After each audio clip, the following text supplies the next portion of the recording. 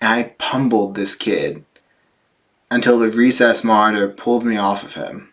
How I stopped getting bullied. Let's pull this in for story time. So this is going to take us back to 6th grade for me, which is, I don't know, 12 years ago.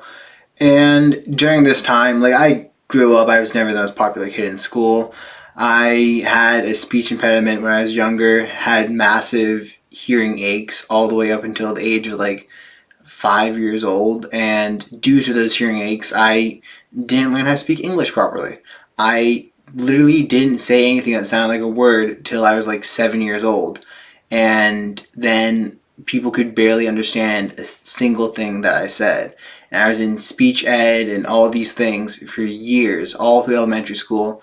But some kids decided to pick on me for that. And it sucked. It sucked a lot. We'd go outside every day to recess, and recess was in the back of the building. And the building was this giant 4-story tall stone, brick building that used to be a children's orphanage. But this massive building had an awesome wall, and we used to throw balls against the wall and catch them and play games like wall ball and stuff. But one day, I bring my own tennis ball, and 3 of the kids that used to bully me stole it. And they started playing keep away. And I'm like, I mean, it's not unexpected. I mean, they're assholes. But I chased down, like, the person that had my ball. He tossed the other one. I'm like, okay, I'm getting annoyed. Like, give it back to me. And they're like, no. So I chased down the other one. And he threw it to his friend.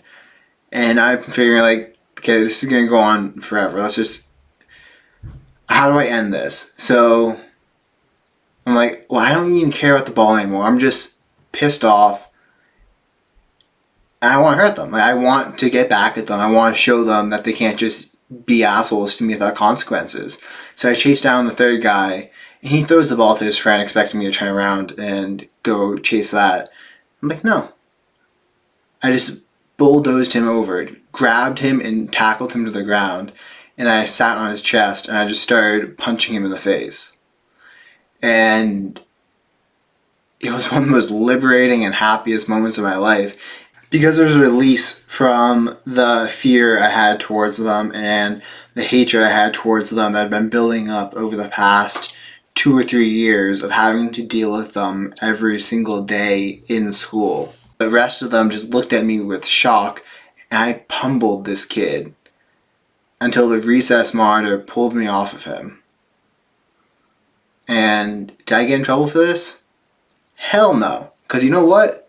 That recess monitor was my preschool teacher. And she knew that they were being dicks to me, and she felt like they got what they deserved for what they'd done. Plus, how badly can a sixth grader actually beat up another 6th grader?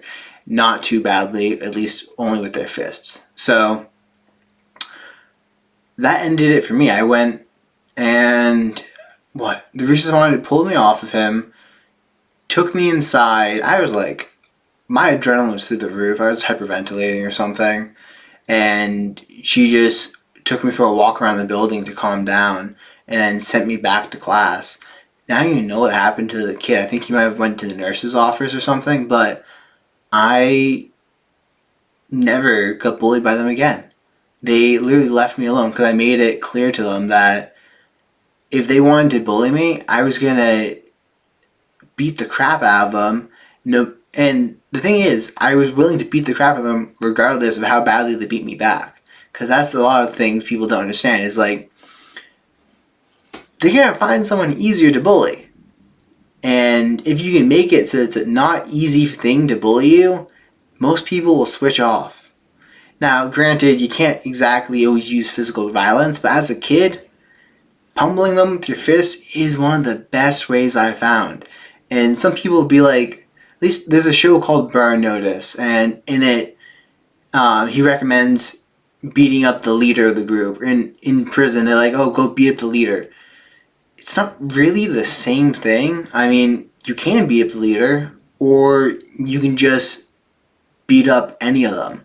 You could beat up the weakest one for all that matters. Like, the only thing that matters is you're showing them that is not worth the time to actually do something. Like, there's going to be a cost to messing with you, and they don't know who's going to pay it. And most bullies are actually just huge cowards that get beat by their dad. So they're trying to avoid physical violence, at least coming back towards them. So if you just make it clear that it's going to happen, they'll leave you alone. Anyways, I'm not really sure what the point of the video was. It was just a story that I had, and I don't know if you have a kid, or if you have a kid that's getting bullied, it's great advice. I can't say it's anything besides educational, but like, copying this would be a step in the right direction. I mean, you might get tossed out of school, but screw any school that would allow a kid to get bullied and not fight back. Anyways, peace out.